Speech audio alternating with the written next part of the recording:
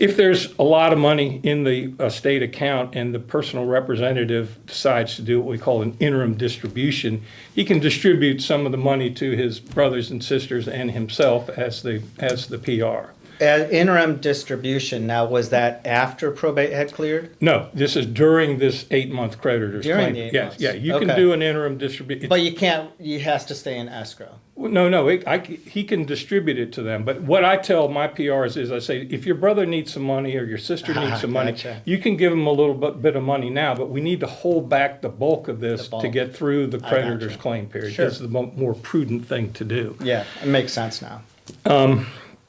And then really, you're out, the property's sold, and then we just continue with the administration of the estate. I mean, little things have to be done, like within 90 days after you open up an estate, you have to file what's called an inventory with the probate court, and that is an inventory of all the assets that were owned by the decedent, which is what we call the person who's passed away. But it excludes jointly held property.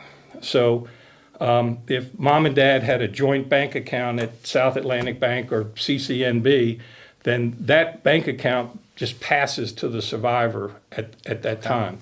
A lot of times after the first spouse has passed away, the surviving spouse will put their children on that bank account as what we call a POD, or pay on death. Okay. So then that bank account is what we consider a non-probate asset. So the only assets that are being listed on the inventory are probate assets, and typically that's the house. That's the house. A Of car. course, they could, maybe it's not real estate, but typically Typically, you're going to see some sort of real estate. You're going to there. see the real estate. Yeah.